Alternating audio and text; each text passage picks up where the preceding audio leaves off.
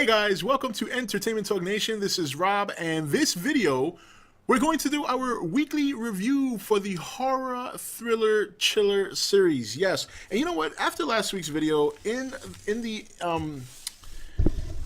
interest of crazy endings, this movie this week we're going to review is The Sixth Sense. Now, not everybody considers this a horror movie. It definitely.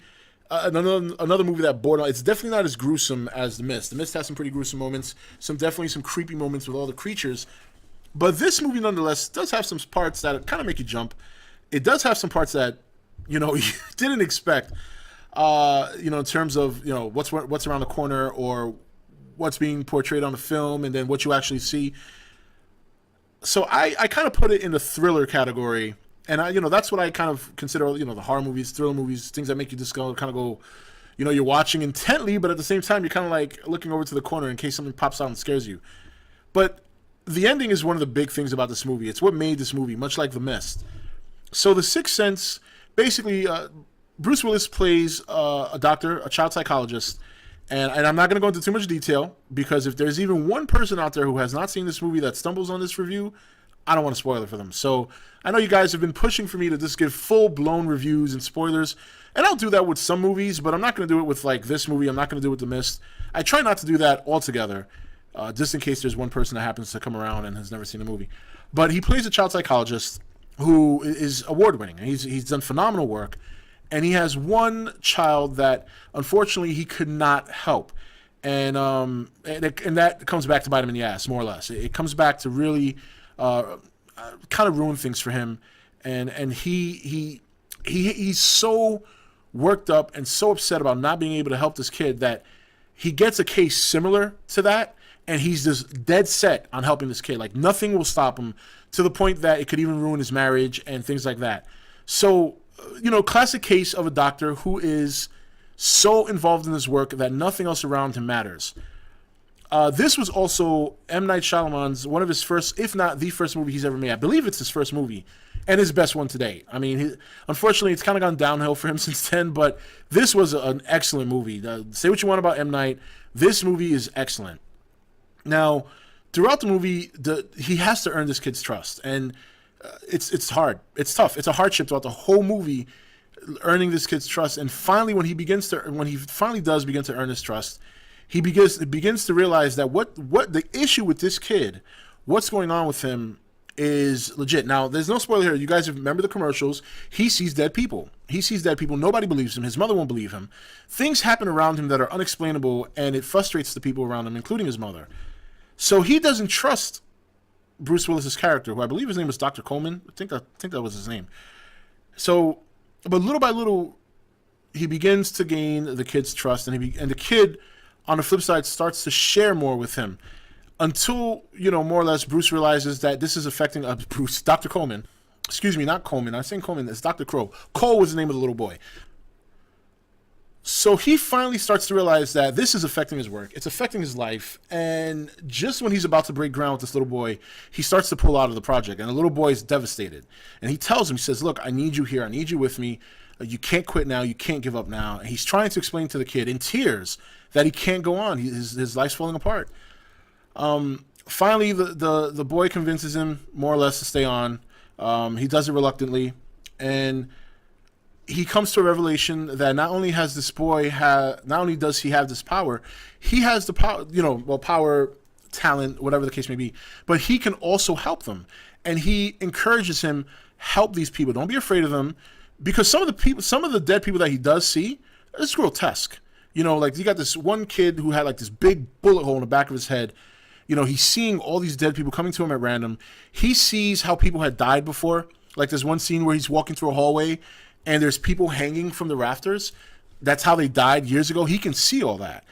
So because of that, I mean, let's face it, that's kind of scary to see. It's grotesque to see some of the people who are dead. But they're there for help. They can't rest until they have done whatever it is they've come to do. And Dr. Crow basically encourages him to help them despite all that. And he helps him on his first assignment. Dr. Crow helps Cole on his first assignment with a little girl. And, won't go into detail there and how that happened, because that's another good point in the movie. But he ends up helping the girl, and he realizes, yes, this is how it goes down. Once once he has the bravery to do this, then that is when the whole healing begins for little Cole. He's able to accept what he can do. It brings his mother and him closer together, and it makes Dr. Malcolm Crowe, feel a sense of redemption, and he can finally just move on with his life, be with his wife, whatever the case may be. And it's a really good movie. It really is. That's the gist of it. There's a lot of stuff I left out because, again, this is a movie you need to see if you haven't seen it. If you haven't seen it yet, I don't know what planet you're living on. I really don't. But in the sense that there's always a couple of people here who might not have seen it. If there's a couple of people here who are questioning about it, I would say go check it out. If you got mind screwed by The Mist, this is probably the ultimate mind screw. Well, there's a couple of them out there. Fight Club has a great mind screw. Obviously, The Mist has a great mind screw. This is one of the best. This is one of the best mind screws in the world. And I don't care what anyone says. There have been people who told me, I kind of saw that coming. I don't believe a fucking word when somebody says that. Nobody saw this ending coming, so you can't convince me otherwise. Don't even bother. Don't even bother. Because it's set up so well, and the way they do it, it kind of makes you wonder why you didn't see things coming. But before you know the outcome, you did not have a clue. No one did. Screw you. Full of shit. Okay. But anyway, guys, that's it. It's a great movie. It does have some moments that'll scare you. It does have some pretty grotesque scenes of some of these dead people. So I'm not saying it's over. It's not over the top. But, there's some moments, but I definitely put it into that category. After doing last week's movie, I said, I want to do another crazy ending scary movie.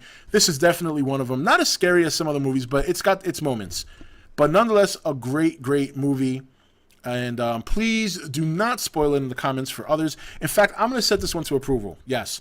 That's how much I don't want anyone to screw this up for anyone else, because it's that good of a movie that I think someone who hasn't experienced it should go out and experience it. And I don't want to take any chance that someone's going to ruin it. So please, the comments will be set to approval by me. So if you say anything spoilerish in the comments, I'm going to delete the comment. Otherwise, I'll push everything through like normal. Anyway, guys, that's it for this video. This is Rob signing off for ETN, where we don't do news, we just talk entertainment. Take it easy. Thank you for watching ETN. Don't forget to subscribe and join the Nation Facebook page.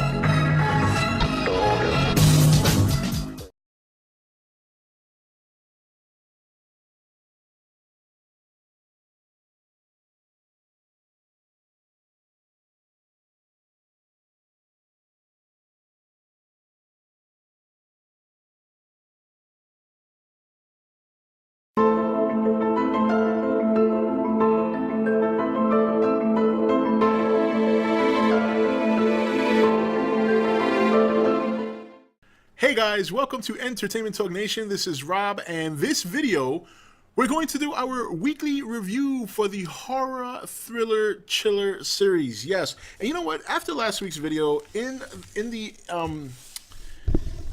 interest of crazy endings, this movie this week we're going to review is The Sixth Sense. Now, not everybody considers this a horror movie. It definitely. Another movie that borderline, it's definitely not as gruesome as The Mist. The Mist has some pretty gruesome moments, definitely some creepy moments with all the creatures. But this movie, nonetheless, does have some parts that kind of make you jump. It does have some parts that, you didn't expect, in terms of, what's around the corner or what's being portrayed on the film and then what you actually see. So I kind of put it in the thriller category. And that's what I kind of consider, the horror movies, thriller movies, things that make you just kind of go, you're watching intently, but at the same time, you're kind of like,